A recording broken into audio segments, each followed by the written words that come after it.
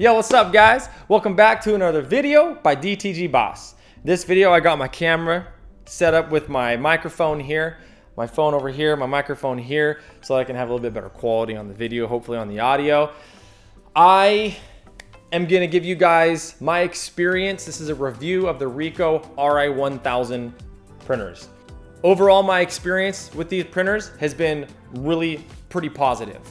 Before I owned the Ricoh Ri-1000 printers, the first printer I ever bought was a FreeJet GTX, or what do they call it? It was a FreeJet printer from one of the ones from OmniPrint. And I really had, personally, I had a pretty bad experience with OmniPrint. And so when it was time to buy a second printer, I wasn't gonna buy another FreeJet. I went ahead after doing research, went with one of the Ricohs. And when I went to the Ricoh, it was a huge upgrade, night and day difference in my overall experience with DTG printing. Overall, I would give the Ricohs probably a 4-star out of 5 rating. There are some things that do need improvement on the Ricoh printers, but overall, they've been a very positive experience and I'm very happy with the printers. I've printed tens of thousands of shirts with these printers and they're back here still working for me, making me money. So overall, positive experience, 4 out of 5 stars. Now let's go over some details. The print quality is really good. I am thrilled with the print quality. The white ink has been awesome.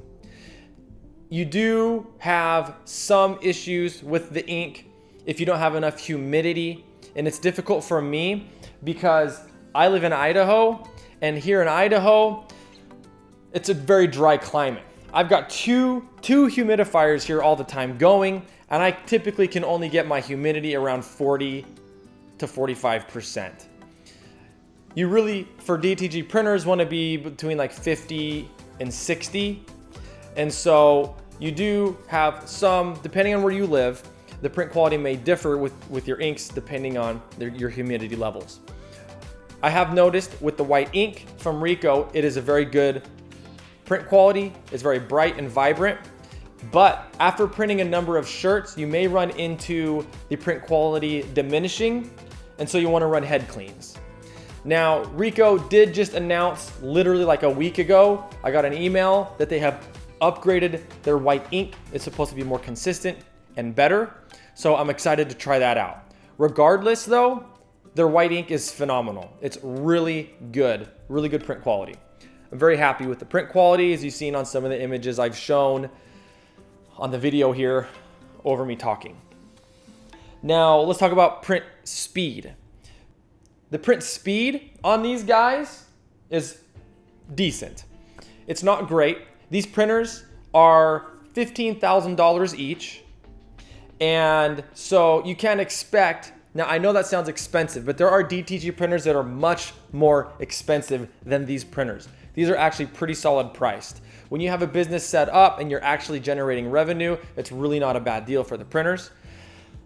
There are printers that are way more expensive. I mean, we're talking to the hundreds of thousands of dollars. So when you look at it in perspective, they're really a pretty good deal. Now, the quality and the speed that you get out of these for the price really is pretty good. If I'm printing just a white shirt, now this shirt I'm wearing right here is, I printed this like 5 years ago. It's trashed. I cut it off for a summer shirt. So, but this was printed off, this was actually printed off the FreeJet actually. Anyways, but if you're printing just a white image, the nice thing about the Ricohs is you can get a good quality print with a single pass. You don't need the highlight layer. You can do the highlight layer if you want, but it's really not necessary. I print all of my white only prints with just the underbase single layer, and the quality is good. When you send them through like that, it's only one pass, and you can print it's about a minute and a half for the average graphic to go through the printer. That's pretty fast printing. When I'm printing a graphic that has the underbase and the color over it, depending on the size of the graphic, you're typically looking around 4 to 5 minutes. So it takes a lot longer to print your full color prints than just a white print. I bring that up because a lot of people want to just order shirts online that are just a single color, that are like a white or black. But if you're printing on a white shirt with just a single pass, It's gonna be much faster than if you have to print on a colored shirt that has the white underbase and then your color base over it. I personally would like to have a third one for when I'm doing my color prints because it would be much faster. I don't like sitting and waiting for the prints. I want to keep busy. And when I'm doing the full color prints, there is time where I'm sitting and waiting. Regardless, totally worth it. And the print speed is still decent. Now, if I had someone else here working with me and if I had a conveyor belt and I wasn't having to walk back and forth to the garage for the heat presses, it would be a little bit faster for me. But I don't have that currently. The way I'm set up is I do have to have some travel time in between. If a person could just take the shirt off, someone grabbed the shirt, took it to heat presses, and I just, boom, instantly was ready to put the next printer on there and send it, it'd be a little bit faster. So it just depends on how your setup is as well. But the printers themselves, pretty good, decent speed. Maintenance is also pretty easy on these printers. The daily maintenance, this is how I do it, and it's different than how Ricoh says to do it. Daily maintenance is you want to agitate your white inks, and every day, even if you're not using the printers, I recommend to agitate them to keep the white ink that's in the lines bright and vibrant. So you want to agitate them every day. Now, if you're out of town for a day or two or somewhere else, it's fine, it's not a big deal. You want to come in, agitate your inks, and let them maybe sit for a little while before you start printing. But every day you want to do that, agitate your inks, and then you're going to want to run a head clean. They don't say you have to run a head clean. They say just do a nozzle check and start printing. Sometimes they say just start printing. But no, you want to make sure that your heads are clean and that you're going to get good print results. And trust me, I know from experience. So agitate your inks, run a head clean, and then do your nozzle check. You want to make sure your nozzle check comes out good. If your nozzle check does not come out good, you're going to want to do a little bit more cleaning, maybe a little bit of manual maintenance, maybe another automatic head clean, and before you start printing. Now, the one thing they really need to fix on these printers is the waste ink system. It is very finicky, very touchy, and it just does not work very well. I don't know what it is. They get pressure in the lines or something, or their air pressure isn't right and it's not good. But especially with the red and the magenta and the yellow. So red and yellow, whatever, magenta, yellow. I have more problems with those lines on both of these than the white lines. The white part of the print head. Magenta and yellow is the most problematic, and I've deduced it down to the waste ink system. It's a pain in the butt. It's the one thing that literally moves us to a 4-star from a 5-star printer. If they can fix the waste ink system, these would be phenomenal. But I battle against the magenta and the yellow constantly. Granted, I have found ways to get it to work quicker and easier with my own manual maintenance. But weekly maintenance is going to be a little different. You're going to need to spend about 25 minutes per printer doing a manual maintenance weekly on the printers, which really is not too bad, especially when you think of how much money the printers are making you. If you guys want a video of me showing all the maintenance, just let me know, and I can create a video on how I maintenance my printers, how I get my print heads to last a long time, and even beyond their life. I'm happy to make a video for that if you're interested. So maintenance overall, pretty easy.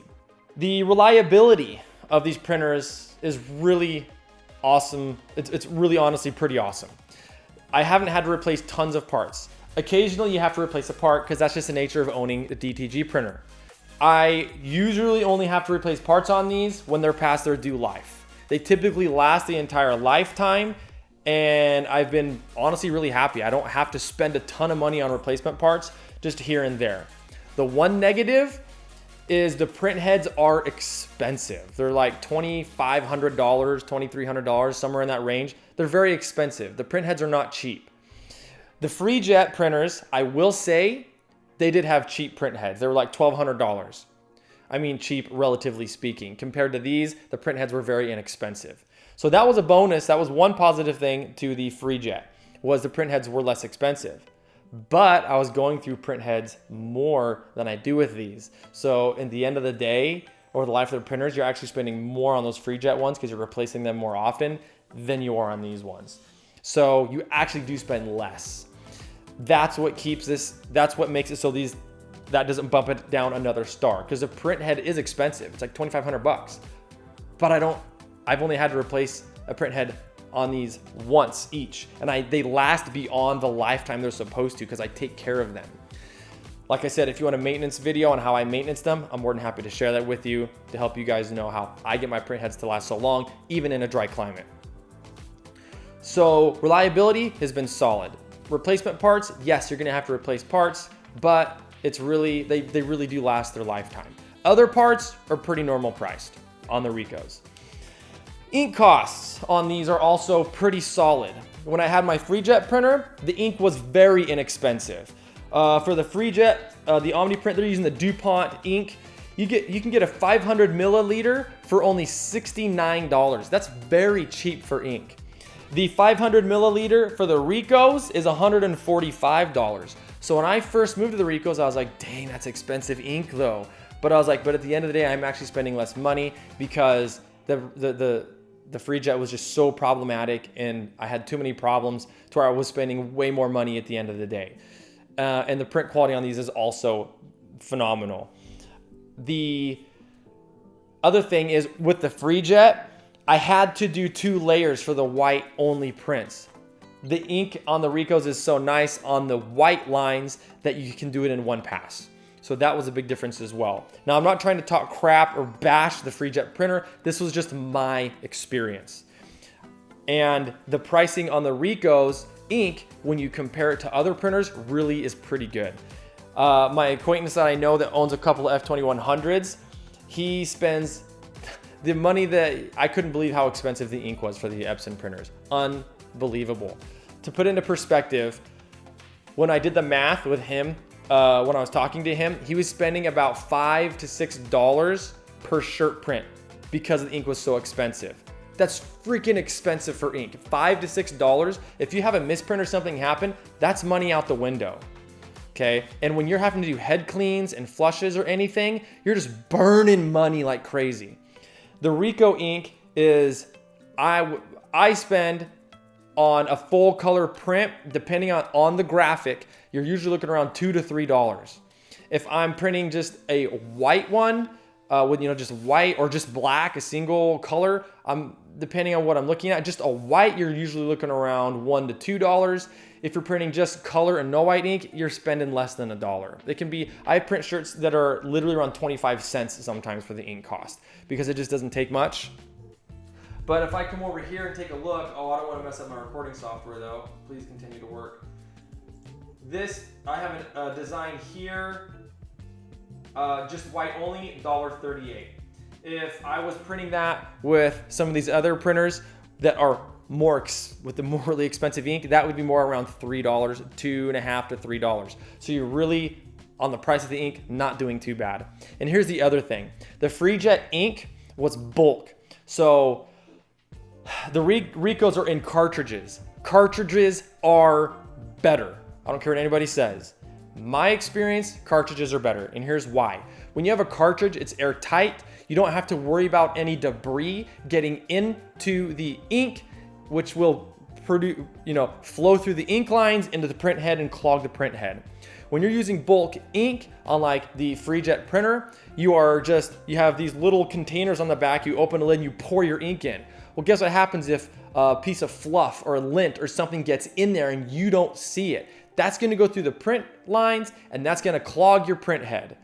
No freaking way. I am not wanting to deal with that. Cartridges, in my opinion, are the way to go because you completely remove the possibility of having debris in the ink lines clogging the print head. So ink costs on the Ricohs, I would say, are pretty good overall. The support for the Ricoh Ri-1000s is okay. It's not phenomenal, it's not great. It depends on who you talk to. I usually work directly with Ricoh.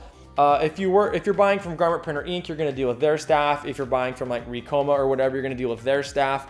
I personally purchase directly from Ricoh, so I deal with the tech support directly from Ricoh.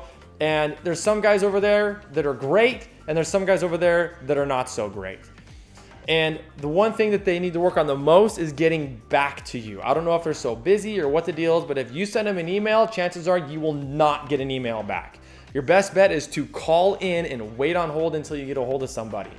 And their support is, their staff is pretty knowledgeable, but there are some times when they struggle to help me with my problems. Thankfully, I've gotten to where I know these printers so well, I can fix just about anything on my own and troubleshoot anything on my own.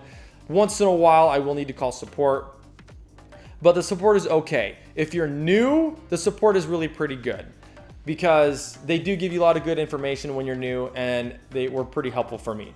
Granted, when I started, I had already been printing with my FreeJet, so I had some experience ahead of time, which was probably helpful. If you've never printed DTG before, I will probably make a video separate that is talking about what to expect if you get into printing with DTG, because there are some things you need to know about, because it is incredibly stressful. It's not just you buy this printer and everything just works magically and you're printing shirts. There's a lot to know about it. It's a technical thing to do. It's an art, and it takes experience to really kind of nail in how to take care of your printers, how to get good print quality, pre-treating, everything, the whole works. So that is my overall review of the printers. We talked about the print quality, which is really good. We talked about the print speed, which is decent. It could be faster. They have the Ricoh Ri-1000, which is faster than the 1000s, but this is a Ri-1000 review. We talked about the maintenance, which is pretty solid. You've got, which it's not tons of maintenance. You have your weekly and your daily, and they're pretty quick. You've got reliability. They are pretty reliable printers. I've had really good experience myself.